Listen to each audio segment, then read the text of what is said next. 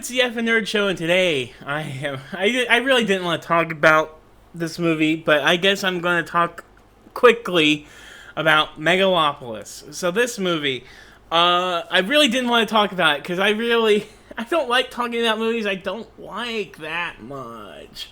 I mean, I do it sometimes if I think it'll get me a lot of views, but like nobody likes this movie, or very few people like this movie, so I don't think me saying, "Oh, Megalopolis is bad," is gonna get me like the most views. But I do think I want to unpack sort of like my process when I watched the movie. I saw it with two friends. Shout out Casey and Alex.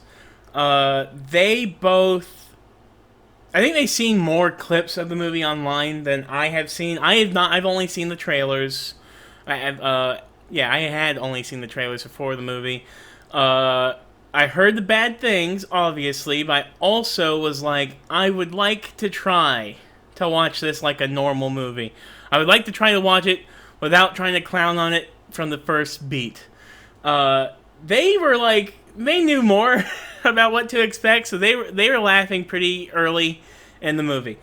I was just trying to get a sense of the setup, if there was setup, there wasn't, or a sense of what the plot was. Like, I don't know, I was trying to watch like a normal stupid movie. I was trying to sit down, be like, okay, movie, play in front of me. And there are people, okay, so like, this movie is stupid. It's so tough to watch.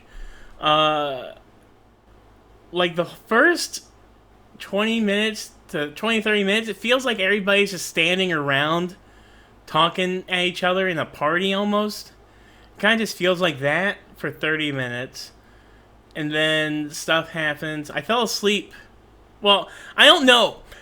There were two times I clocked myself falling asleep. I fear the second time I did fall asleep. The first time I was like, hey, whoa, don't fall asleep.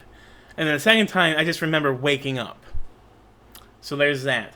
But even then, I was not clowning on the movie. I just heard my friends laughing through the entire thing almost. And they were, which I almost wish I gave up on trying to watch this movie like a normal movie way sooner than I did. Because if I had done that, maybe I would have had a more fun time with it. But I was trying to give it a chance. I was trying to, because, okay, so people love Francis Ford Coppola, which is fine. You know, he's done The Godfather, which I haven't seen. He's done Apocalypse Now, which I've only seen the Redux and didn't love. And he's done Jack, which I saw and didn't like. I liked it when I was a kid, though. And he did The Outsiders, which is a high school classic. And he's done other movies like Rumblefish that I haven't seen, and The Conversation that I haven't seen, and Dracula that I haven't seen.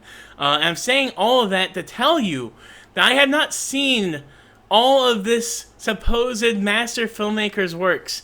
And I say it like that because one would think, you know, a passion project that is the last, potentially your last film you're ever going to make would be at least an attempt at something watchable. And I'm not saying he tried to make something not watchable, but like, having done like all the David Lynch movies recently, when I looked through all of David Lynch's movies, and then I watched Twin Peaks: The Return.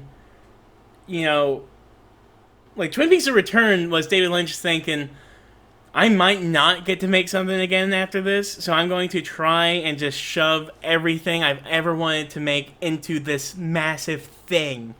And he does it in a really meaningful way, in a very deliberate way, and also, like, yes, he gets dreamy and interpretive and all that stuff, but it's still coherent. Like, I think of Inland Empire, which some people don't love because of how crazy it gets, but I really like Inland Empire because, like, there's a point where I was like, oh my god, it really is inflating, but then it actually does bring itself back down for you to really start to coalesce all the ideas and really make a sense of what the vibes of the story are trying to be.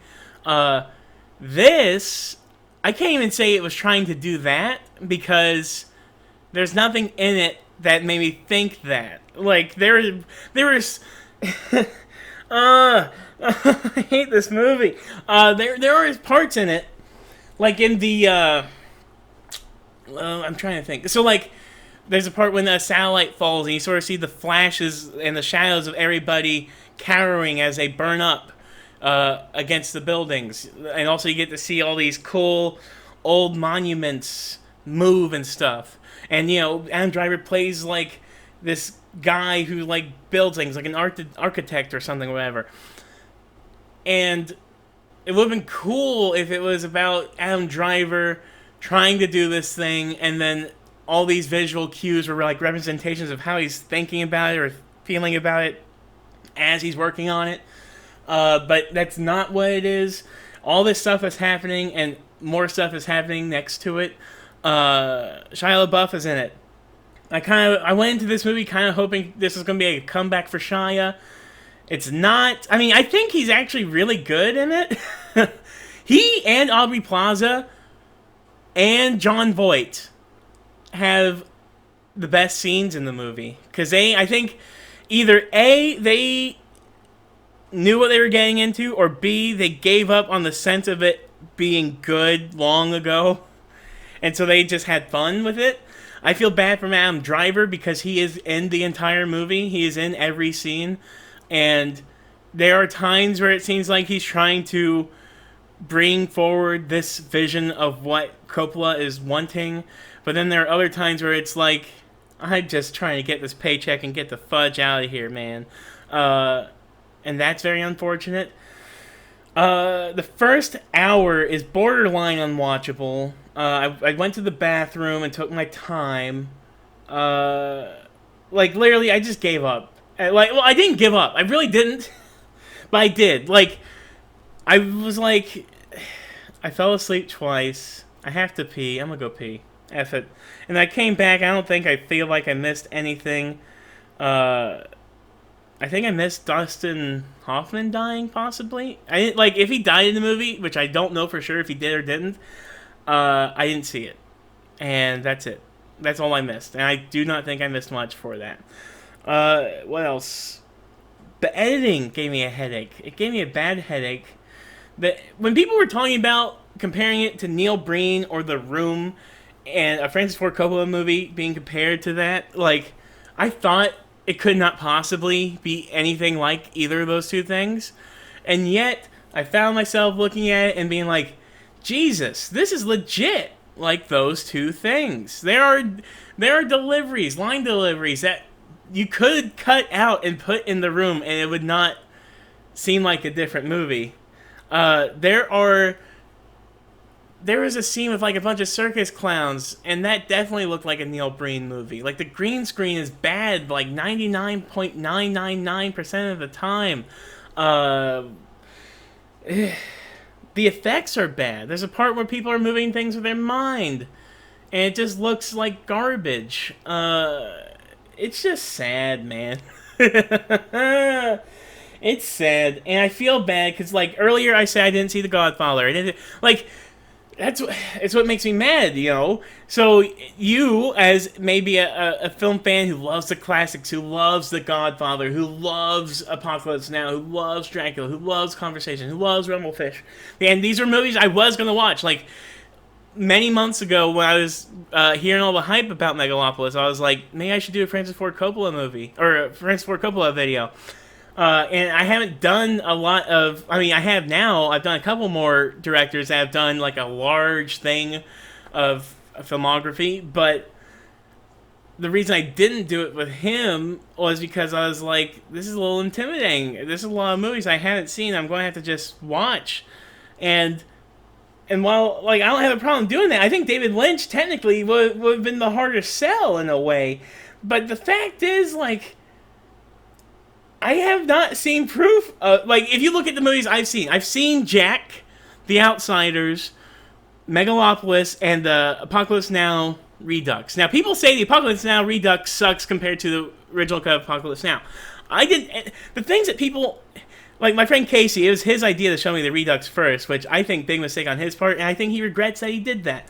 But the scenes that he says are in the Redux aren't the scenes that I'm having issues with. So I'm really wondering if I watch Apocalypse Now, the original cut, right now, like if I watch it right now, will I really actually think it was better, or will I just be like, yeah, I still don't like it? So like, and maybe that's me, and maybe if you gotta make a judgment call on my taste, if I say, oh, I don't like Francis Ford Coppola, I mean, I just told you which ones I saw, and I think you should be understood.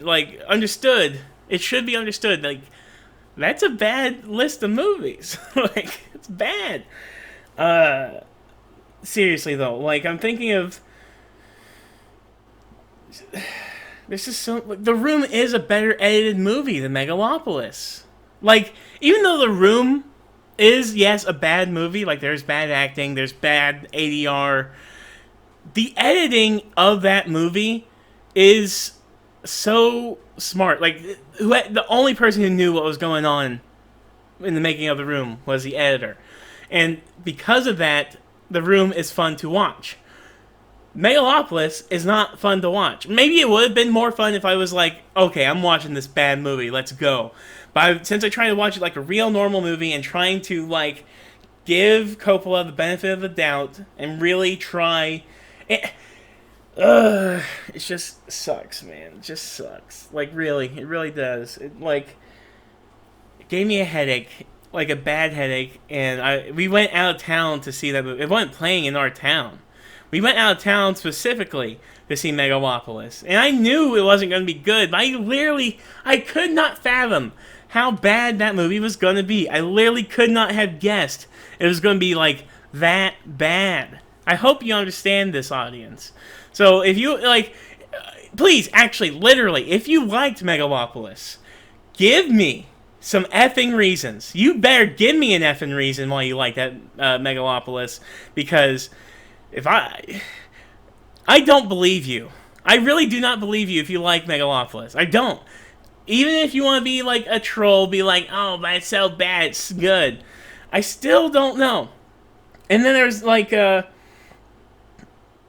my friend Freddie.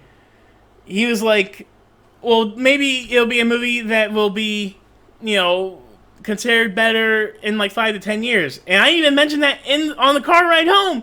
I said, I don't see that happening.